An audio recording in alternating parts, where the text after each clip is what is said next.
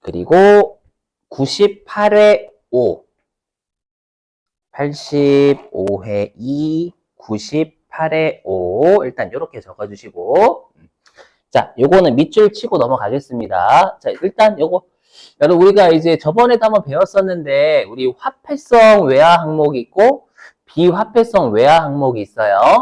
근데 우리가 이제 화폐성 외화 항목이다라는 건 나중에 우리가 확정된 금액으로 서로 간에 돈을 주고받을 때를 우리가 화폐성이라고 합니다. 그러니까 여러분들이 돈을 만약에 100만 원어치 빌려주셨으면 100만 원어치를 받아가는 거지. 야, 100만 원 빌려줬지만 야, 100만 원 빌려줬지만 이자 빼고 100만 원 빌려줬지만 130만 원 갚아.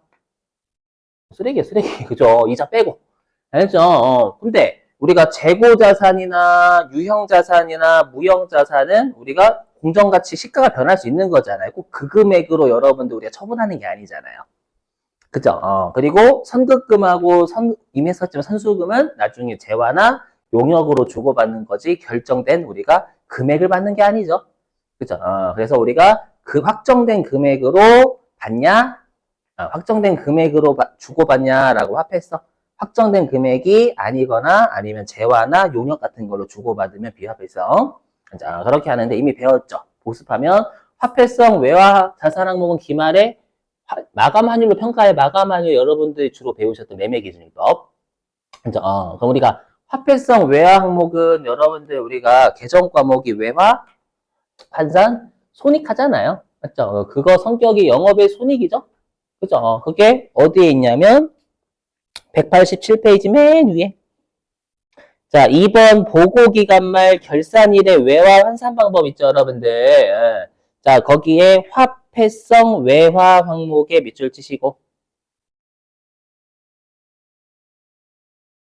그 다음에 환산 방법의 마감 환율 보이세요, 여러분들? 자, 마감 환율에 밑줄 치시고 그 다음에 외환 차이 인식의 단기 손익에 밑줄 치시고 단기 손익. 그 다음에 아래에 비화폐성 외화 항목 밑줄 치시고 그리고 거기 여러분 역사적 원가로 측정 보이세요? 역사적 원가로 측정에 밑줄 치시고 우리 역사적 원가가 취득 원가라고 했었죠? 그죠? 그리고 환산 방법은 거기 거래일의 환율의 밑줄입니다. 이거 말이 좀 심한데 여러분들 거래일의 환율로 비화폐성 항목을 평가한다라는 건 평가 안 하겠다는 뜻이에요.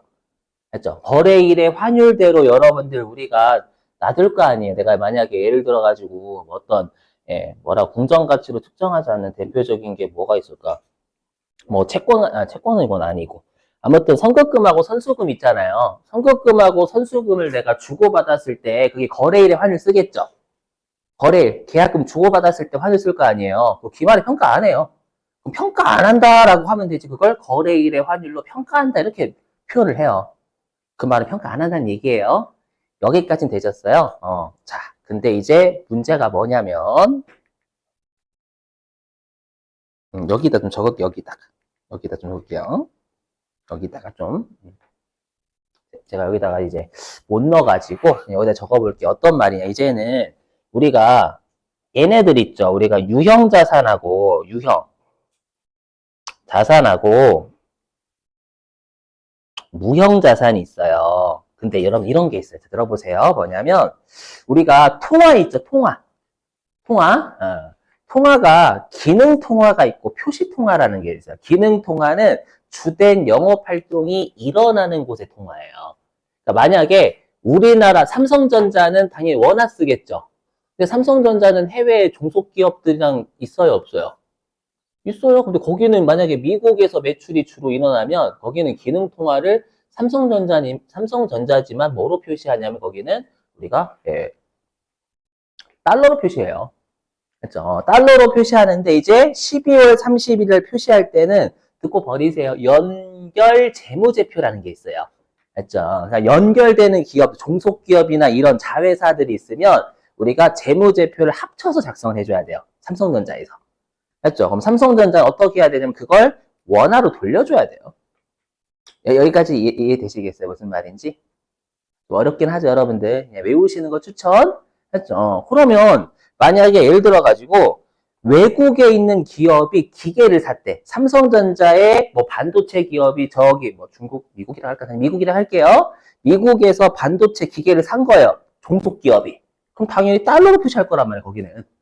맞죠? 그래서 예를 들어가지고 삼성전자의 종속 기업 있죠?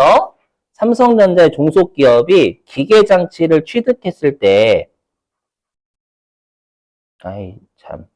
기계 장치를 취득했을 때 예를 들어 가지고 1000달러에 취득했대 했다고 가정할게요. 그렇죠? 그리고 그때 환율이 얼마였냐면 달러당 예를 들어 가지고 1,300원이었대요. 알죠? 1,300원. 오케이? 요렇게. 그렇죠? 삼성전자가 취득한 게 아니라 외국 법인이 취득했다라는 거예요. 알죠? 그런데 이제 12월 31일이 되면 여러분들이 이제 배우셨던 유형자산하고 무형자산을 감가상각만 하는 거 있죠? 그걸 우리가 뭐라고 원가 모형이라고 해요. 원가 모형. 그러니까 시가로 평가하지 않고 감가상각만 하는 취득 원가를 감가상각만 한다라고 해서 우리가 원가 모형이라고 해요. 이런 것들 그런 게 있나 보다라고 생각해 주셔야 돼요. 근데 이제 감가상각 자산에 대해서 시가로도 평가하는 걸 우리가 재평가 모형이라고 재평가 모형. 평가를 하겠다라는 거예요. 그렇죠? 그거를 여러분들이 어디서 배우시게 될 거냐면 주로 국제회계 기준 쓰는 세법들, 국제회계 기준 쓰는 회계 쪽, 뭐 재경관리사, 세무사, 회계사 이런 거, 아니고 뭐 운용사 이런 거, 그렇죠? 거기서는 우리가 어떻게 할 수가 있냐면 원가법이 아니라 재평가, 시가로도 평가할 수 있어요. 공정가치로. 그렇죠? 근데 알고 보니까 이 기계장치가요, 12월 31일에 얘가 달러당 1,000원이 아니라 공정가치가 달러당 1,200원이 됐대요. 그렇죠? 공정가치가. 그리고 이제 12월 30일에 환율이 달라질 수 있잖아요. 그렇죠? 그래서 달러당 예를 들어서 1,350원이 됐대. 예를 들어서. 그러니까 우리가 요게 1,000달러에 취득했지만 갑자기 1,200원으로 오를 수, 달러당 1,200원 오를 수 있는 거잖아요, 여러분들. 어떻게 이건 설명할 길이 없어? 그렇죠? 당연히 여러분들 거기도 물가가 상승하면 달러당 1,000원이었다가 달러당 1,200원 될 수 있는 거잖아요. 맞죠? 그러면 우리가 얘는 나중 듣고 버리세요. 뭐라고 하냐면 재평가 잉여금이라고 해가지고 적지 마세요. 재평가 잉여금이라고 해가지고 미실현된 손익이니까 얘는 기타 포괄 손익으로 잡거든. 누계. 이게 만약에 매도 가능 증권이어도 기타 포괄 손익 누계이고요. 오케이? 그러니까 우리가 요 달러에다가 환율 곱하면 우리나라 돈으로 나오잖아요. 그럼 우리나라 돈으로 지금 평가 이익이죠. 누가 봐도. 우리나라 돈으로 환산하면 평가 이익이잖아요, 여러분들. 오케이. 근데 그 평가 이익 안에는 지금 요 1,000원짜리가 1,200원이 된 효과도 있는 거고. 그 다음 달러당 1,300원 했던 게 환율이 달러당 1,350원으로 올라서 평가 이익이 된 효과 두 가지가 겹쳐져 있는 거죠. 그죠? 그걸 신경 쓰진 않아요. 그냥 요렇게 공정가치가 변한 거 있잖아요. 그래서 공정가치로 만약에 변한 게 요게 200원이 올랐죠. 공정가치가. 올랐는데 요 재평가 잉여금 해서 기타 포괄 손익 누계액으로 처리하잖아요. 그럼 이 환율의 변동 효과도 똑같이 해당 공정가치에 따른 효과를 적용한다라고 돼 있어요. 그러니까 이 금액 있죠. 이 평가이익 금액은 공정가치가 변한 것과 환율이 변한 걸로 나눠지는데 환율이 변한 건 그냥 쌩까고 공정가치가 변동돼서 얘가 이 공정가치 변동이 만약에 요거만 얘기하는 건 환율 말고 공정가치가 변동된 게 만약에 기타 포괄 손익 누계액이면 요 환율 변동 효과도 그냥 기타 포괄 손익 누계액을 보겠다라고 돼 있어요. 표정이 무슨 개소리가 가지고. 근데 만약에 얘가 기계장치가 아니라 우리 미국 종속기업 있죠.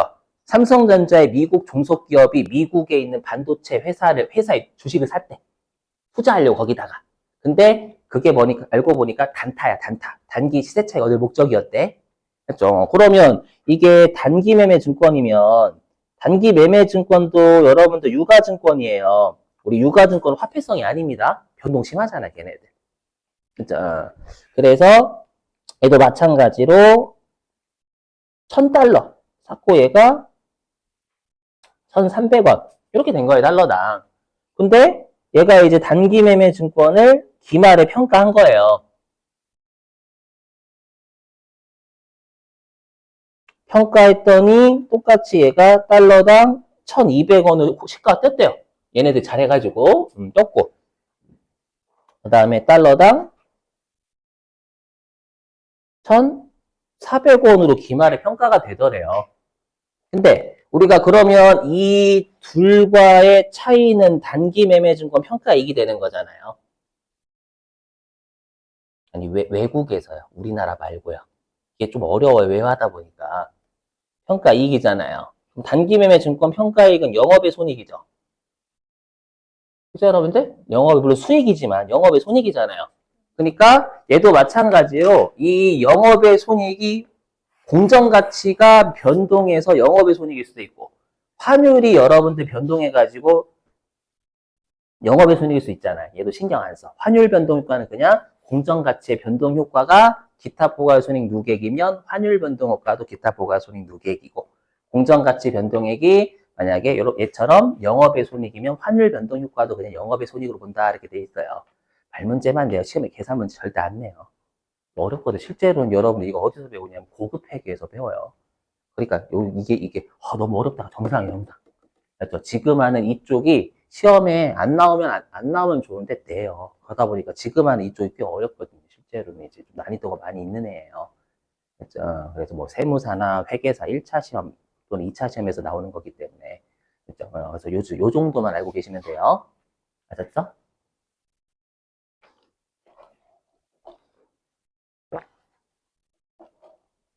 자, 그래서 어디냐? 187페이지. 자, 그래서 여기 비화폐성 외화 항목 중에 공정가치로 측정이라고 되어 있는 거 보이세요, 여러분들? 밑줄 공정가치로 측정. 그러니까 지금처럼 우리 유형자산이나 무형자산이나 주식은 분명히 비화폐성임에도 불구하고 공정가치로 기말에 측정을 한다라는 거예요. 알죠? 그 말입니다, 그 말. 그랬을 때 그럼 환산 방법은 공정가치의 환율. 공정가치가 결정된 날의 환율이 대부분 12월 31일이 되겠죠, 여러분들? 그래서 밑줄 환산 방법에 공정가치가 결정된 날의 환율. 자, 그랬을 때 아래 주석 1번으로 갑니다. 자, 밑줄 좀. 두 줄 밑줄. 기타 포괄 손익으로 인식하는 경우에 그 손익에 포함된 환율의 변동 효과도 기타 포괄 손익으로 단기 손익으로 인식하는 경우에는 그 손익에 포함된 환율 변동 효과도 단기 손익으로 인식한다. 들어보세요. 여러분들 혹시 여러분들이 외국에 주식을 사셨어. 외국에 있는 회사의 주식을 내가 150달러에 샀대. 단타 목적으로. 그럼 계속 150원이에요? 기말까지? 그럼 나는 투자 왜 해? 계속 선생님 좀 150원입니다. 아니잖아, 여러분들. 맞죠? 뭐 예를 들어 뭐 테슬라를 내가 올해 테슬라를 내가 150달러에 샀는데 맞죠? 150달러에 샀어. 단타할 목적으로. 단타할 목적 안에 단기 시세 차익을 얻을 목적으로 테슬라 주식을 130달러에 산 거예요. 그럼 테슬라 주식 계속 130달러예요? 환율만 바뀌고? 아니잖아. 130달러 갑자기 좀 죄송한 소리지만 100달러 내려갈 수 있는 거고 200달러 올라갈 수 있는 거잖아요. 그리고 내가 테슬라 주식 취득한 날에 환율 곱하면 우리나라 금액이 되겠지. 맞죠? 근데 12월 31일 날에는 평가를 할 때 12월 31일자 환율 또 달라질 거 아니에요. 공정 가치도 달라지고 130달러가 200달러로도 바뀌고 환율도 뭐 1,300원이었는데 1,350원 바뀔 수 있단 말이에요. 무슨 말인지에 대해서 가끔씩 선생님 달러가 왜 바뀌어라고 하시는 분들이 좀 할 말이 없습니다. 이해되시겠어요? 무슨 말인지? 그러면 그 효과가 두 개가 겹치는 거잖아요. 달러가 변해서 하는 게 있고 환율의 변동 효과가 환율이 변동돼서 여러분들 우리가 시가가 달라진 경우도 있잖아요. 맞죠? 근데 환율 변동 효과는 그냥 공정가치가 변동이 단기 손익 인식하면 환율 변동 효과도 단기 손익으로 인식하고 맞죠? 그게 기타 포괄 손익이면 기타 포괄 손익으로 인식한다라는 환율 변동 효과도 맞죠? 달러가 멈추는 게 절대 아니야, 여러분들. 아니에요. 무슨 말인지 되시겠죠? 어떤 말인지는. 그죠? 근데 이제 어떻게 해야 돼요? 그러면 이제 그걸 평가한 걸 이제 연결 재무제표 할 때는 삼성전자의 원화로 표시해야 된단 말이에요. 오케이, 오케이? 아니에요, 여러분. 자, 암기 되시죠? 왜 이렇게 조용하지? 잘못한 거 있나?